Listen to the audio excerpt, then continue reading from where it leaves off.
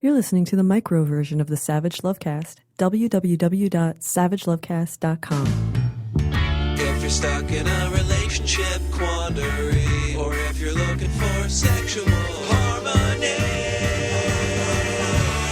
well, there's nothing you can't ask on the Savage Lovecast. Abortion rates. Abortion. According to a new study from the Guttmacher Institute, abortion is at its lowest levels since the Supreme Court found that women were citizens, that they own their own bodies, and that the Constitution protected a woman's right to make her own reproductive choices, including the right to terminate a pregnancy, which the Supreme Court found way back in 1973. Abortion rates right now as low as they were in 1973. And it's not abstinence education, which numerous studies and the Palin family have shown to be a failure. Kids who've had abstinence-only sex ed are actually likelier to get pregnant and likelier to contract an STI than kids who've had comprehensive sex education. Because, as it turns out, telling kids that condoms don't work and they shouldn't bother makes them less likely to use condoms when they inevitably decide to have sex. No one could have predicted. And it's not restrictions on access to abortion rammed through state legislatures by Republican majorities after 2010 and 2012. This data comes from way back in 2011, the most recent year for which we have this data set. And it shows there were fewer than 17 abortions for every 1,000 women in 2011. Again, the lowest rate since 1973. Credit goes to increased access to contraceptives, particularly newer, safer, longer-lasting IUDs, intrauterine devices, that women have been opting for in ever-growing numbers. IUDs have much lower failure rates than the pill and condoms because, unlike the pill, you can't forget to take your IUD one morning. And unlike condoms, your IUD can't break. And it also can't be removed by some sneaky rando asshole halfway through sex. So yay, abortion rates way down, or they were in 2011. And you know what? They're probably even lower now thanks to the ACA, the Affordable Care Act, Obamacare, which covers contraception. There's a contraceptive mandate in Obamacare. Here's a fun fact. Back in the bad old pre-ACA days, most health insurance plans covered Viagra, but very few covered contraception. So it was free boners for old guys and risk and responsibility and expense for contraception for the ladies. Obamacare changed that, making contraception more widely available, universally available to people with health insurance, including highly effective IUDs. Under Obamacare, women were covered, and trans men too, for barrier methods, sponges and diaphragms, hormonal methods, IUDs, emergency contraception, sterilization procedures, all covered. And Obamacare wasn't fully enforced in 2011. So when we get the data from 2016, the abortion rate is probably going to be even lower, below pre-Roe v. Wade levels. And a reasonable person from Mars, someone who didn't know what really obsesses our anti-choice conservatives on this planet, might conclude that this would delight opponents of abortion, that they would be the biggest fans and supporters of Obamacare because it is driving down the abortion rate. But no, conservatives, religious conservatives, anti-choice activists, they hate the ACA. They hate Obamacare. They want to see it repealed. They don't want women to have access to IUDs at no cost, the kind of birth control method that's driving down the abortion rate, because they hate sex way more than they love babies. Sadly, all political conversations, all sex conversations, all conversations right now lead back to Donald Trump. I'm sure you all saw this week the photograph of Donald Trump reinstating the Reagan-era gag rule on NGOs, preventing any U.S. funds from going to NGOs that provide for abortion care services, even with non-U.S. dollars. And he signed that back into effect, surrounded by dour, long-faced men. As many folks on Twitter pointed out, we have never seen, and we will never see, a female president surrounded by female advisors and enablers signing some piece of legislation into law that restricts what men can do with their dicks. Also this week, Vox reports that IUD prescriptions and procedures jumped 19% between October and December because women who have healthcare right now and may not have it for long thanks to Donald J. Trump and the Republicans running the Congress are rushing to their doctors to get this highly effective method of birth control while they still can. And finally, one last Trump-related note. Last week I told you guys I was bringing back ITMFA.org, impeachthemotherfuckeralready.com. At those websites, I am selling ITMFA buttons, t-shirts, and hats. All proceeds go to benefit the American Civil Liberties Union, Planned Parenthood, and the International Refugees Assistance Project. In the first 2 days, in less than 48 hours, actually, we raised $35,000 for those three terrific organizations. If you have not yet ordered your ITMFA shirts, hats, and buttons, please go to itmfa.org or impeachthemotherfuckeralready.com and help raise some money for those organizations and start some great conversations with your friends and neighbors and coworkers and strangers on the bus about what ITMFA means. And once you get your gear, be sure to put pictures on Twitter and Instagram and hashtag us so we can add you to the website. All right, coming up on today's show, tons of your calls, tons of your questions right after this. Today's episode is brought to you by Blue Apron. Blue Apron delivers all fresh, high-quality ingredients and recipes you need to create delicious home-cooked meals. Get your first 3 meals for free by going to blueapron.com/savage. This episode of the Lovecast is brought to you by Stamps.com. Buy and print official U.S. postage using your own computer and your own printer. For a special offer, which includes a digital scale and up to $55 worth of free postage, go to Stamps.com and enter SAVAGE. This episode of the Savage Lovecast is brought to you by AdamandEve.com. Get 50% off one item and free shipping when you enter the offer code SAVAGE at checkout. Hey, Dan, Nancy, and Tech Savvy at-risk youth. What's going on is my brother passed away about 2 weeks ago. It was unexpected, and he had been in the hospital unconscious for a few days. During this, I kind of took over his cell phone and his Facebook account so I could get in touch with his friends and let them know what was going on. And what I've got now is that he's had various emails that have come through on his phone from different dating websites and also FetLife. And I'm not sure whether I should respond to these emails or just let them go. If I should try to get access to his various accounts and post what's happened, or maybe just shut them down. I'm really not sure what to do at this point. I feel like I shouldn't just let them sit, but don't know what to do. First, I'm so sorry for the sudden and unexpected loss of your brother. How fortunate for him to have you there. So what do? I think you judge it on a case-by-case basis. He's got these profiles up, these dating profiles up, and you get an email, a first contact email from someone he hasn't had any interaction with. I don't think you're obligated to respond to those. If, however, you get a text or an email from someone and it's a part of a long, ongoing conversation or flirtation with your brother, it might be the kind thing to do, although distressing for the person who receives this notice, to let that person know that your brother unexpectedly passed away. So they don't sit there wondering whether they said the wrong thing or did the wrong thing, why they're being subjected to the fade away, why your brother is ghosting, is the term. So reach out to those people, ignore the incoming brand new messages from new contacts. You're not obligated to respond to those. And I would contact the websites directly. Contact FetLife, contact the other places your brother has online dating profiles if you don't have the password so you can find out how to shut them down. Hey, Dan. I'm a mid-30s female with a relationship question. So I met this guy on a dating app. We've been talking for a few days, and I like him so far. He told me yesterday that he wanted us to have a probationary period where we just talk over the phone for 6 weeks before we actually meet. I guess to get to know each other better and build up anticipation. Sounds weird to me, but whatever. So I asked him if he's on Facebook, and he says yes, but he's not giving me his full name so that I can access his page until after the probationary period because he didn't want me judging him before I got to know him. Okay, so now I'm like, this motherfucker trying to catfish me. So I told him he needed to send me proof, like picture or video or something, proof that those pictures on his page are actually of him. And he gives me this super sketchy monologue about how much he loves his art, and then he sends me this YouTube link. So he told me that he was into media, music, and film. So basically on YouTube, he has these music videos of him as an artist. And I think they're corny as hell. I'm assuming that's why he was acting so sketchy. You know, he's probably run other women off with these corny-ass videos. But this man is gorgeous, Dan, and I want to fuck him. But I'm going to fuck him with the possibility that it could be more. But can you have any kind of relationship or friendship with a person if you don't respect something that they are so passionate about?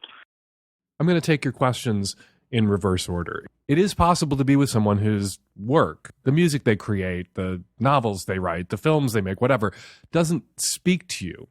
You can have, in a relationship, two people who have varying and diverse interests, and you can be supportive of his efforts without having to be a fan of them. And sometimes that's healthy. It's healthy to have differences. It's healthy to have some gaps. It's healthy to have gaps where other people, not necessarily sexually, can step in and play a role in your life or in his life, that he can have the people that he makes music with who respond to his music, who like his music, and you can be supportive of his efforts without having to pretend that that kind of electronica or corny whatever it is speaks to you. It requires over both of you to be pretty emotionally healthy to do that. Some people who are creative can't bear being with people who don't love every little creative turd that drops out of their ass, because they need a fan in their romantic partner as much as they need romance and sex from that partner. If he's like that, then it wouldn't work. As for the 6 weeks thing, this goes against best practices, the best advice that's out there. Aziz Ansari and Eric Kleinenberg, who wrote Modern Romance, terrific book, you should pick it up, you should read it, talk about this very thing, not delaying that first meeting. When you establish an attraction, after you have those first few text exchanges, it's better to arrange a quick meeting, nothing consequential, not dinner and a movie and something open-ended, coffee or a quick cocktail after work when either or both of you have a subsequent commitment, so you have an easy out. And then you can see if he looks like his pictures. You can see if you actually connect and chemically are attracted to each other. You can see if there's a spark. What you don't want to do is become really emotionally invested in someone and have it go on and on and on and make commitments, write emails, write checks via email that your heart can't keep when you meet this person. Because if it ain't there, it ain't there. And no amount of long drawn out conversation, usually individual results may vary, is going to overcome that. If there's not a spark, if there isn't kind of that chemical magic attraction thing happening. So I'm suspicious of him saying he wants you to be on pro-fucking-bation for 6 weeks, as if you have to prove yourself worthy. Like there's something weird about that. Either he's not his pictures and he wants you to fall in love with his brain before he introduces you to the rest of him, or you are being catfished. He doesn't exist. These are someone else's pictures. Maybe it's even someone else's music, and he's just fucking with you. Perhaps you are chatting with Vladimir Putin. Who knows? But I would call the question. If I were you, I would say, I don't do this. I read Modern Romance because Dan Savage told me to. I don't do this. I don't have these 6 weeks probationary periods. I don't have long drawn out chats. We've established that we might be attracted to each other. Let's meet and have a quick coffee. If you can't spare me that 20 minutes, then I'm not making any further investment in this relationship. Blue Apron is the #1 fresh ingredient and recipe delivery service in the country. Blue Apron's mission is to make incredible home cooking accessible to everyone. Their boxes can be delivered to 99% of the continental U.S. and 99.5% of food deserts. Cooking together builds strong family bonds, and research shows that Blue Apron families cook nearly 3 times more often. And even idiots who don't cook or can't cook can make Blue Apron with their easy step-by-step recipes. Terry was laid low by the flu that's laying so many people low last week. And I, who do not cook, I, who cannot make toast or boil water, made 3 different Blue Apron meals, and they were each a success. So if I can do it, you can do it. And besides that great feeling you get, besides that feeling of being a smug, liberal, coastal elitist, when you get your Blue Apron box, it's also, again, incredibly delicious and stretches the boundaries of what we would normally cook at our house. So check out what's available this month. Spicy shrimp and Korean rice cakes with cabbage and furikake, pork chops and garlic piccata with scallion rice and spinach, and mushroom and chipotle pepper enchiladas with lime sour cream. Can you even deal with that? And even better, get your first 3 meals for free with free shipping by going to blueapron.com/savage. You'll love how good it feels and tastes to create incredible home-cooked meals with Blue Apron, so do not wait. That's blueapron.com/savage. Blue Apron, a better way to cook. Hi, Dan. 31-year-old straight woman here from Canada. I need some advice. I think I'm being catfished. I met a guy online a couple of weeks ago, and everything seemed to be going really well, but things just aren't adding up. And I did some Googling, and from what I can find, it looks like this guy is totally somebody different than he's told me that he is, and I kind of don't know what to do. He doesn't know at this point, and I'm just not sure what to do. Shit. You didn't leave a callback number, so I can't call you and ask, like, what the fuck is he doing that's triggering your spidey senses? What's unnerving you? What's making you think he might be catfishing you? Absent that kind of data, all I can say to you is trust your fucking gut. If he's doing or saying things that are odd or suspicious, if what he's telling you doesn't add up, do not give him the benefit of the doubt. Pull the fucking plug. Hi, Dan. I'm a 19-year-old female. I'm going to college right now. There's this boy that is in my college program, and we sort of had, it was about 2 months where we would sort of like play footsie in one of our classes, which isn't a big thing, but it is like something, it is kind of a physical come on. And so for a while I thought that he was interested in me as a romantic partner, and I got to know him through that lens.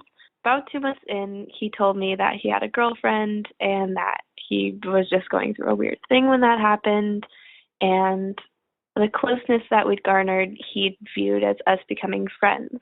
So now that we're past that, that was many months ago, almost a year ago, and I feel like it would make the most sense for us to be friends because we're in a really small program together. It's got like 40 people, and we have a lot of classes together.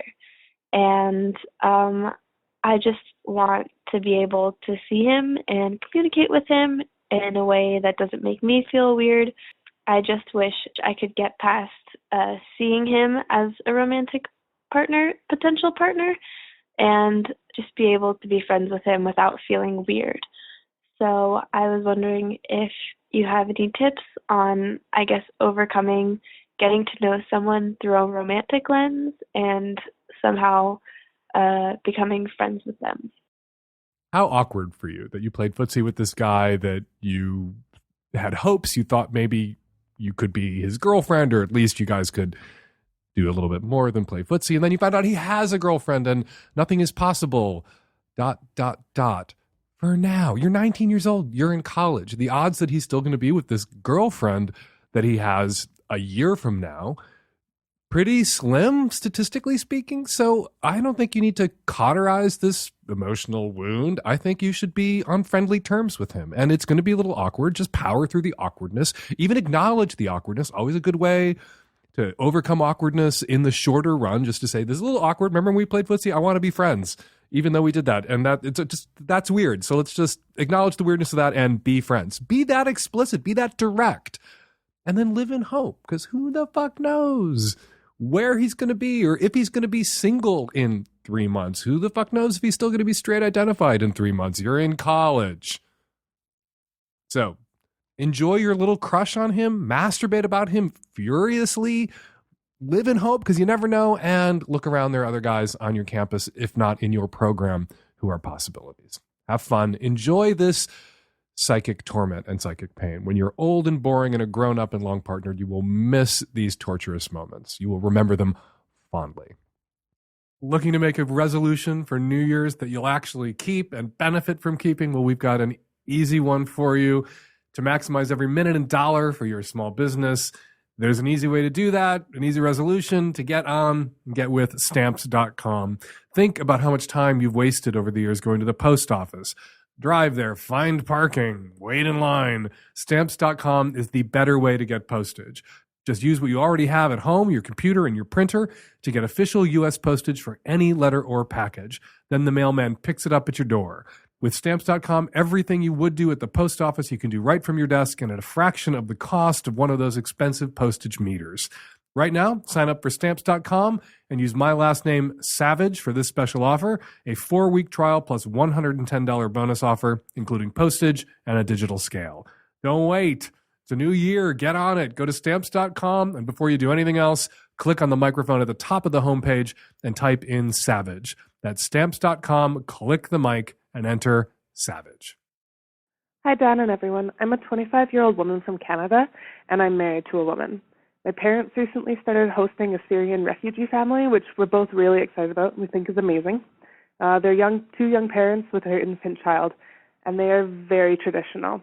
Based on what we've seen of their traditional views, as well as what a translator friend has told us, they will be almost 99% sure that they will be not okay with our marriage. My question isn't really about whether we tell them. Since my parents live about an hour away from where we live, we will be going to their house and we will be seeing them, but when we should do so and how we should do so. It's a little difficult. I don't want to put myself or my wife back in the closet, and the family will have to get used to Canadian norms. But at this point, they still understand very little English, and they have a lot of cultural and emotional trauma going on right now. So I'm not really sure the best way to go about it. Oh, this is so hard to talk about without risking tiptoeing into Pamela Geller, Ann Coulter, Milo Yiannopoulos territory.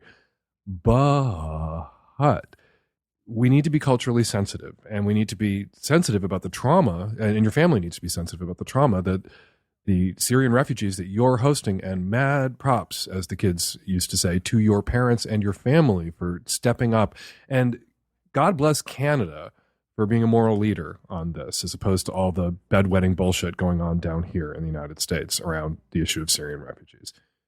That said, you are gay and you are out, and gay marriage is the law of the land in Canada, and they're going to have to get used to that sooner or later. And my money, since they landed with your family, is on sooner.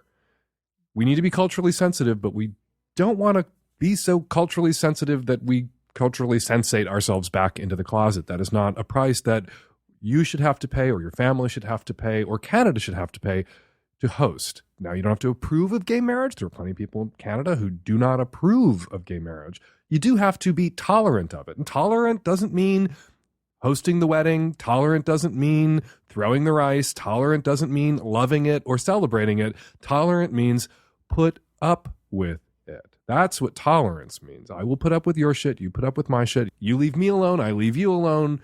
So long as I'm not punching you in the nose, you're not punching me in the nose, we can share this country. Canada's got a lot of room in it. We can share this space.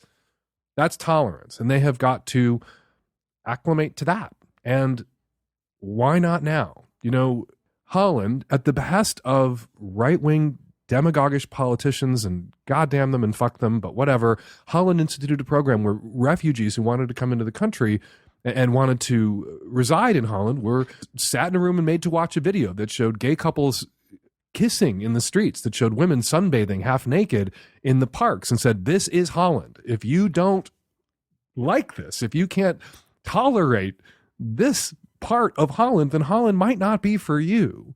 And same goes here. You are Canada too, you and your wife. And your family is going to model for this family full acceptance of that. And I hope that they're able, even in their traumatized state, even with the cultural differences, able to appreciate what this queer couple is doing for them. And don't underestimate them. Maybe the trauma that they've suffered over the last couple of years has put queerness in a new perspective. Maybe two women loving each other and being married to each other, considering everything else that has happened in Syria over the last few years, seems like pretty small fucking beans now. Seems pretty unfucking important. And if it doesn't, it's going to have to get that way, and get that way quickly. Welcome to Canada. There are queer Canadians. Queer Canadians have many of the same rights and privileges as other Canadians, including the right to marry, and we are married queer Canadians, and we are happy to help. That should be your message to them. You can make this Valentine's Day one that you'll never forget, and one that they'll never forget, with this amazing offer from AdamandEve.com. Through Valentine's Day, you will receive 50% off just about any item. Just go to AdamandEve.com and you will find over 18,000 adult entertainment products, including toys, lingerie, and a seemingly endless selection of adult DVDs. And there's more. They will also throw in free shipping on your entire order. So check out AdamandEve.com today for this special Valentine's offer. Get 50% off one item and free shipping when you enter the offer code SAVAGE at checkout. SAVAGE, that's SAVAGE at checkout at AdamandEve.com. Hi, Dan. I have a slightly urgent or time-sensitive medical question for you. This fall, I was seeing this guy, basically September, October, November, December, and kind of engaging in pretty vigorous, kind of deep-throated blowjobs. I was kind of very much enjoying that. It turns me on. But I kept getting strep throat every couple of weeks or maybe after a month. At first, I thought maybe it was that the antibiotics they gave me weren't right.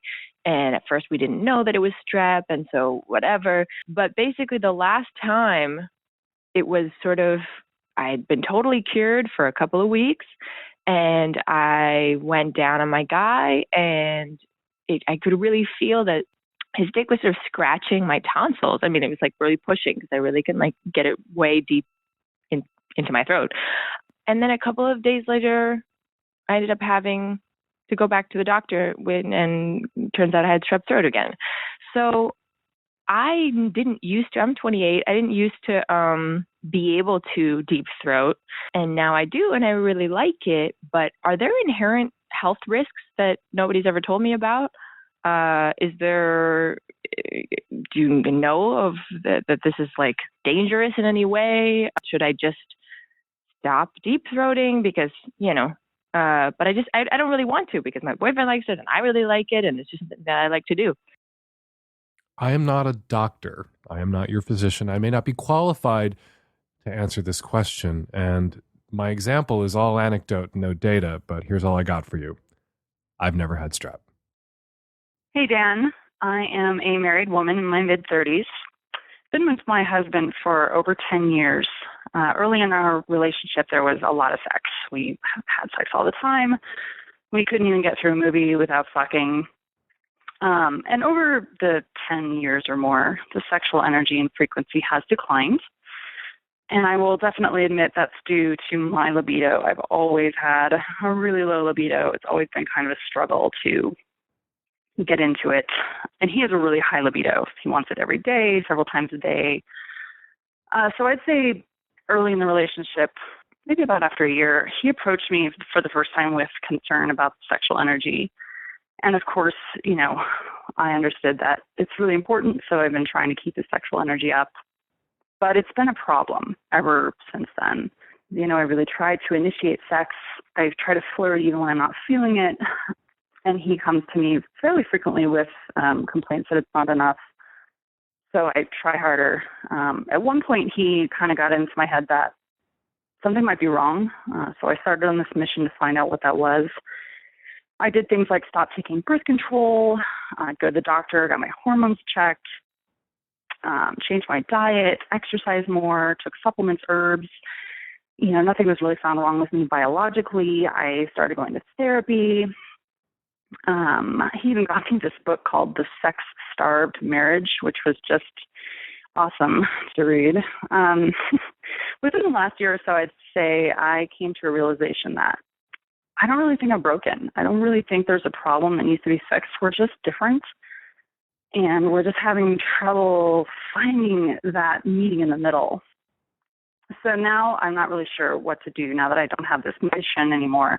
I keep trying to give him the sexual energy, but it's kind of wearing down on me because it never seems to be enough. And I really want to be clear that we have sex on average once a week, sometimes more, sometimes maybe it stretches 7 to 10 days, but I can tell you he couldn't complain that he's gone more than 7 to 10 days. He's even expressed to me that he's thought about sex outside the marriage just to get what he needs. So I'd love to hear your thoughts on this. If there's something I'm missing, maybe there's something else I could do. Usually it's the partner with the higher libido who's treated as if they're the broken one. A lot of people with mixed-matched libidos, a lot of couples with mixed-matched libidos will go into counseling, and the sex negativity that permeates our culture also permeates a lot of our couples counselors because they're swimming in it too. And the guy with the higher libido or the woman with the higher libido will be treated like if they just didn't want sex so much, if they weren't so perverted and so sexual, so horny all the time, there wouldn't be any conflict in this marriage. And they're treated like the ones who need to dial it the fuck back, and they're shamed. So it's kind of ironic that you have come in from your husband for the treatment that so many husbands like him come in for when the couple rolls into couples counseling. Doesn't make it right in either direction. You are correct. You are not broken. This is your libido and its set point. And he has a different libido with a much higher set point. And that is the engine of conflict here. That neither of you are broken. Nobody's right. Nobody's wrong. But an accommodation has to be made so that neither of you or both of you aren't miserable all the time. He has to recognize that 10 years into a marriage or a relationship, every day or twice a day sex is highly unlikely. That is not something people in relationships for 10 years typically enjoy, and it is irrational to expect. And once a week is 10 years in pretty good.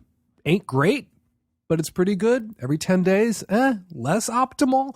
You're sliding towards twice a month, and people who end up at twice a month frequently end up at once a month and then once a year. So you want to guard against that. So what are the reasonable accommodations that can be made here? Well, you can get in a time machine and you can prioritize sexual compatibility early on and maybe not marry this guy. That's always an option. People do not prioritize sexual compatibility when they're choosing a mate because they feel, due to that sex negativity that permeates the culture, that if they place an emphasis on or prioritize sexual compatibility, that they're dirty, dirty sex perverts and they're giving too much weight and too much importance to this trivial thing, this sex thing that's so unimportant.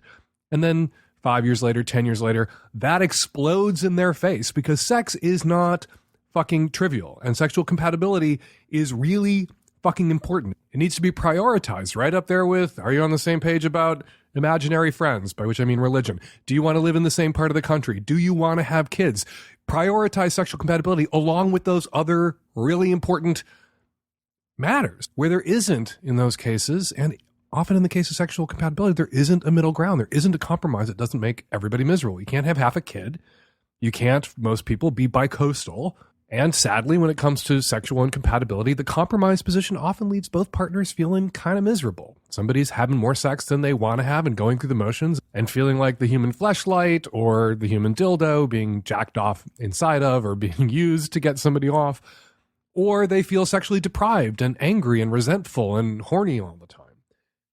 The perhaps workable compromise for you two, since the time machine that I would like to construct to save so many people who call me is not yet built, the compromise is sex that you want to have, sex that you're into, maybe once a week, definitely once a week, no less than once a week, making that good faith effort, recognizing, as Dr. Laurie Brodo and Meredith Chibers and all these other terrific sex researchers have argued and demonstrated and proven that, not to break this out too much by gender, but men get horny and want to have sex. And in a lot of cases, particularly in long-term relationships, women start having sex and then get horny. So you might want to attempt to initiate or respond positively to him initiating, even if you're not feeling it at that moment, because who knows, 2 or 3 moments later, you may start to feel it. So at least once a week, and then you're going to help him masturbate every once in a while. You're going to sit your ass down on his face and say a couple of dirty things to him while he jacks off, or lay next to him, let him play with your tits, whatever it is that he enjoys doing. You're going to engage on top of the once a week full-on sex in once or twice a week, a masturbatory assist.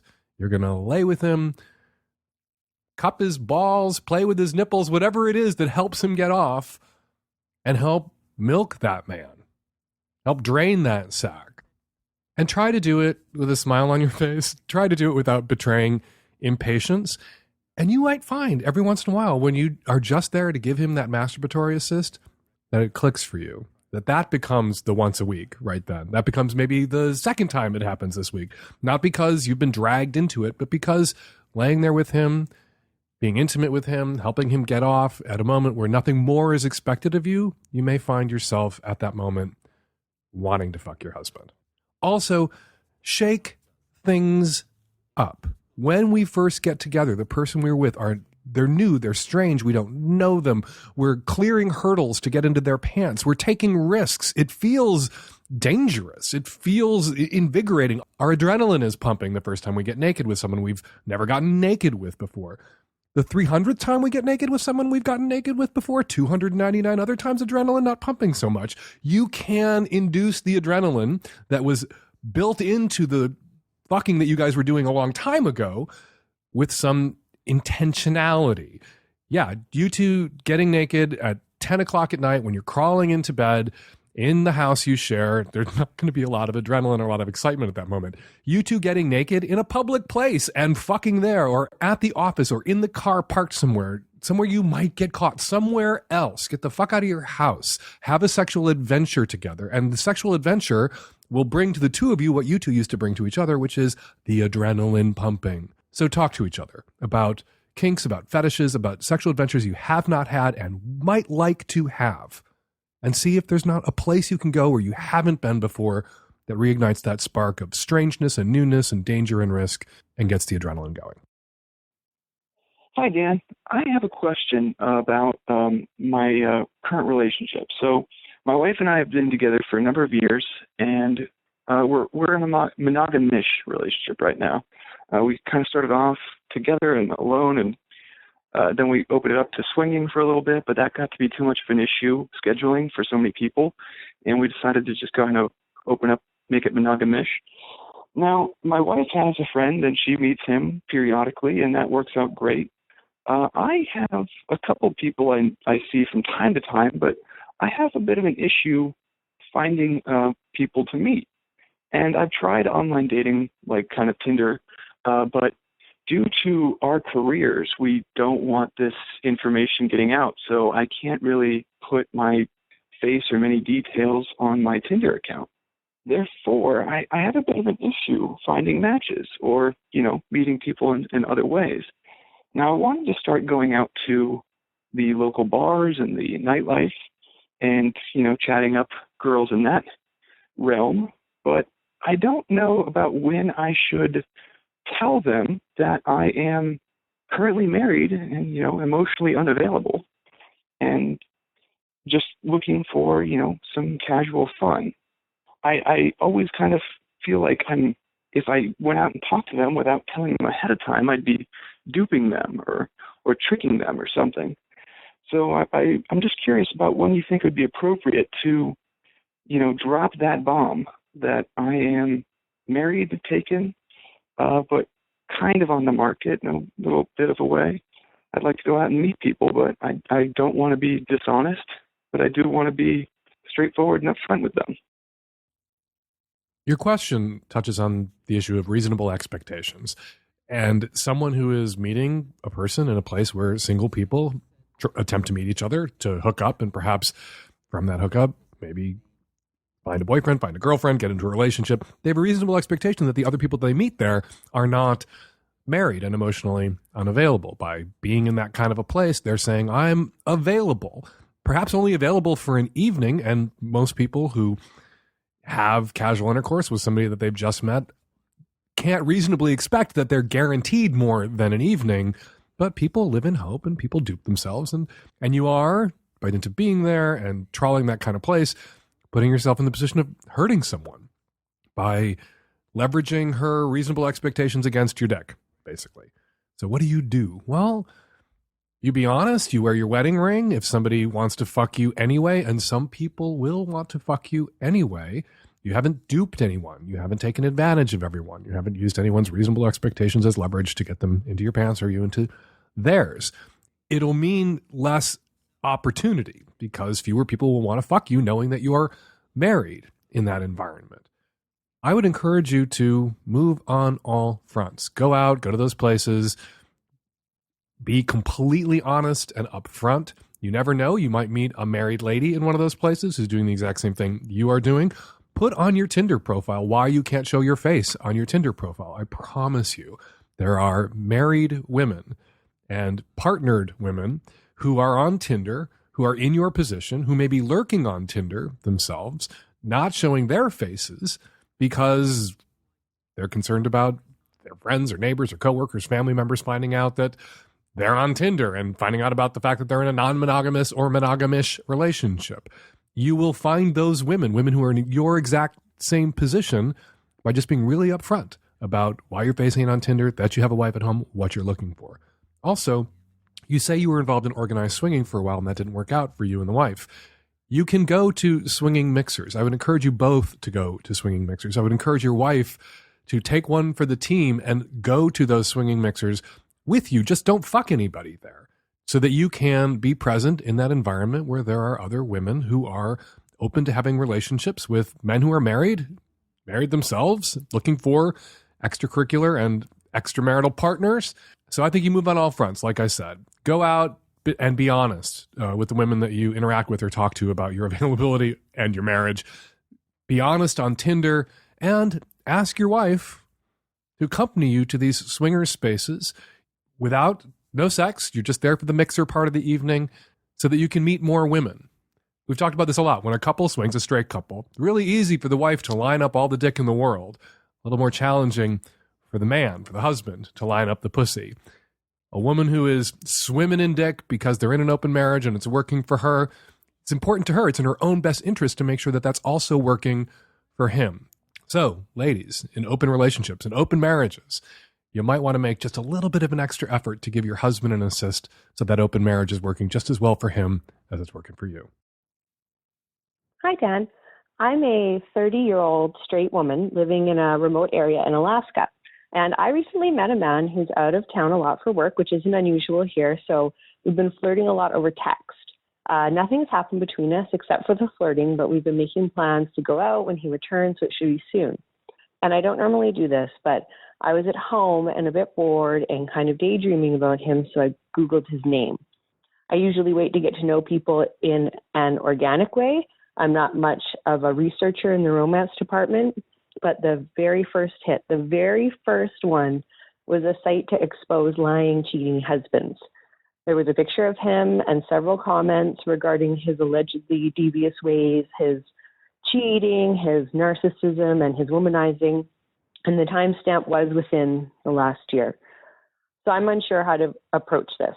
On one hand, I think people deserve the benefit of the doubt. It could be completely untrue. People get harassed on the internet, or it could be a complicated story, like a lot of cheating in marriages. Or it could be completely true, but not necessarily mean that this man is incapable of a communicative and honest relationship in whatever form. But then again, a part of me is saying, girl, you are crazy if you ignore a red flag as big as a literal photo of the man you're interested in romantically with the words liar, cheater across his face. So I'm unsure of how to proceed. Should I stop texting with him? Should I bring it up seriously or gently as a joke? And when would I do that? Should I disregard this as completely bogus? Any help would be appreciated. Thank you. Malicious, vindictive exes are a thing. So are lying, cheating cads. The only way to determine which he is to not quite give him the benefit of the doubt, but continue to interact with him and then weigh the person that you know him to be or come to know him to be against the evidence that you uncovered. Now, lying, cheating husbands are sometimes awfully charismatic, so you're going to have your bullshit detectors fully fired up when you interact with him because he may be charming, and then you may not want to believe the shit that you found on this website because it doesn't jibe with how charming and charismatic and lovely a man he is. And that just might be his modus operandi, to get you to drop your guards and drop your drawers, get into your pants, and then lie and cheat on you. As Esther Perel says, the victim of the affair is not always the victim of the marriage. What happened? The context, who posted this and why, that matters.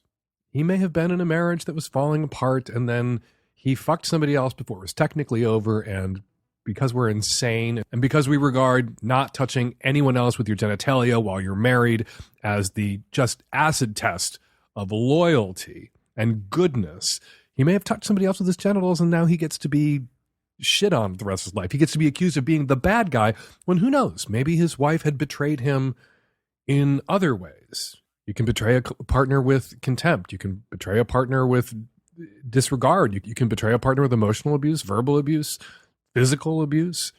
You don't know what the other half of this story is. There's only one person who knows. Him. And eventually you will have to ask him. Knowing what you know, having found what you found, you're going to have to take it slow.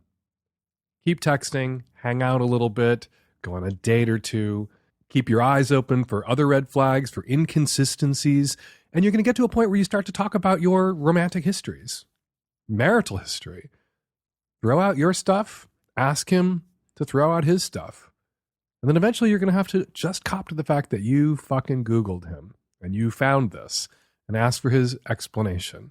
And at that point, you're going to have to trust your gut. Hey, Dan, this is a 28-year-old male down in Florida. I guess you're the only person I could call about this, and I always appreciate your feedback. So I've been seeing this girl for a couple of weeks now. We met online, and she's gorgeous. We have good conversation.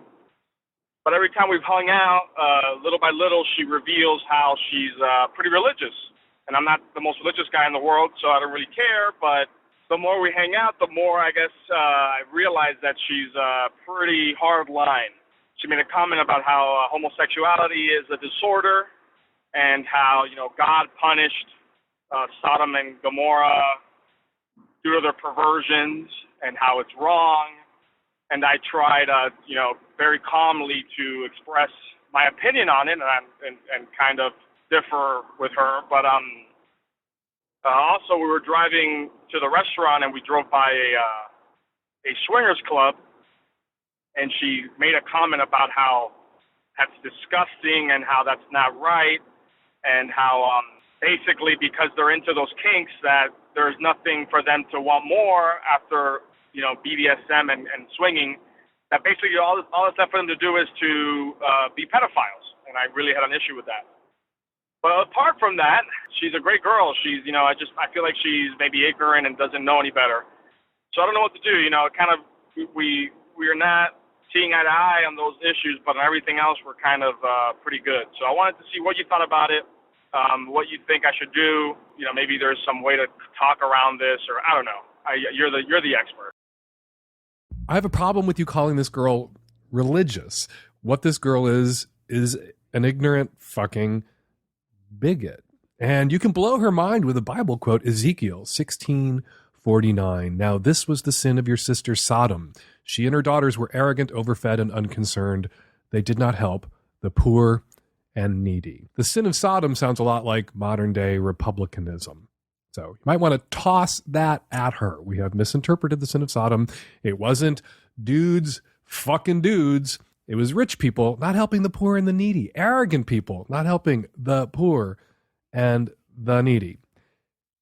Anyway, we could talk forever about Sodom and Gomorrah and Lot being the only good guy in Sodom. So when the strangers showed up at his door demanding the strangers, the angels, he offered them his daughters to rape as a good guy would. And then when they had to flee Sodom, Sodom's daughter got their father drunk and fucked him so that they could have babies.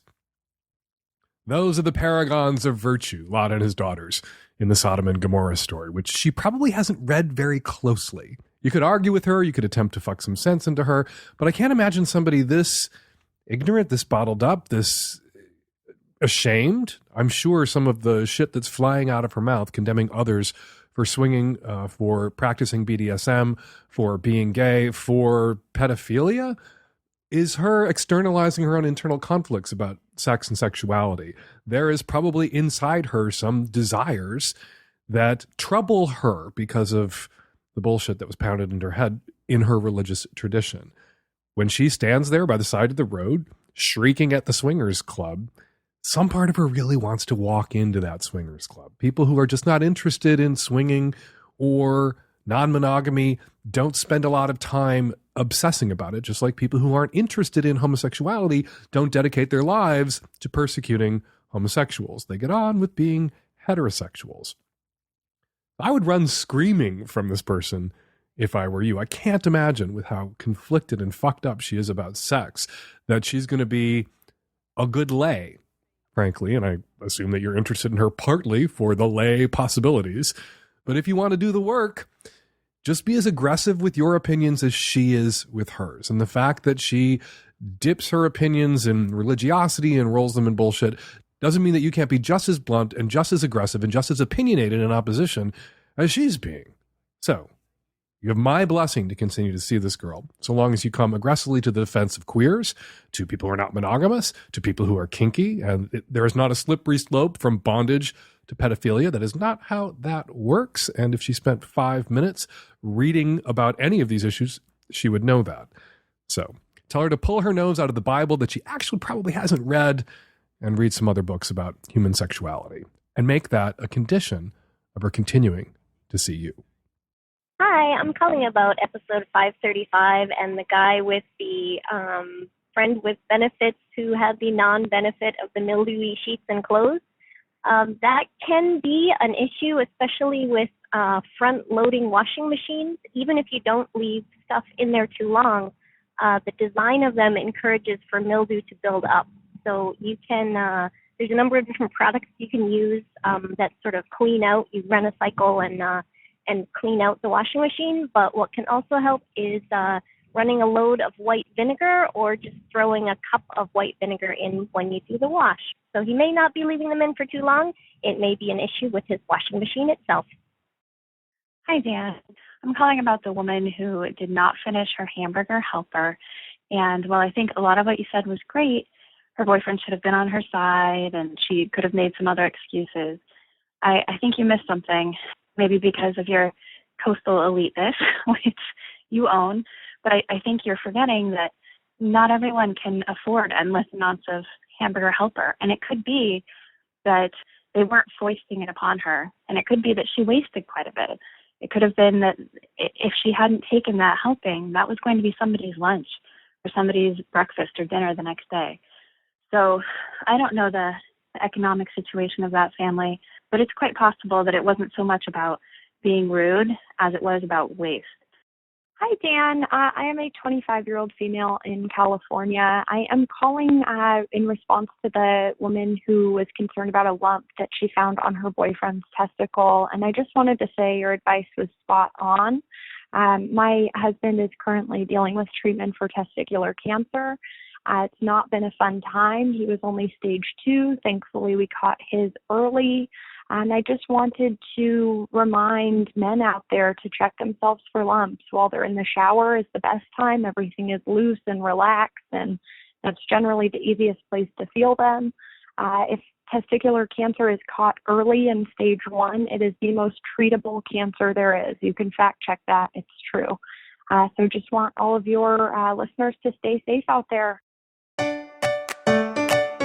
And we're going to leave it there. 206-302-2064 is the number. If you have a question or comment for a future show, give us a buzz. 206-302-2064. Be sure to listen to me, Eli Sanders, and Rich Smith blather on about politics every week on the Blabbermouth podcast. And if you happen to live in Madison, Wisconsin, lucky you. Such a great town. Such a great turnout at the Women's March there. Also, lucky you in Madison, Wisconsin, because you can read my weekly sex advice column, Savage Love, in the Isthmus. Follow me on Twitter at FakeDanSavage. The Savage Lovecast is produced every week by Nancy Hartunian and me and the tech-savvy at-risk youth and Nancy. We will all be back at you next week with another installment of the Savage Lovecast. Thanks for downloading.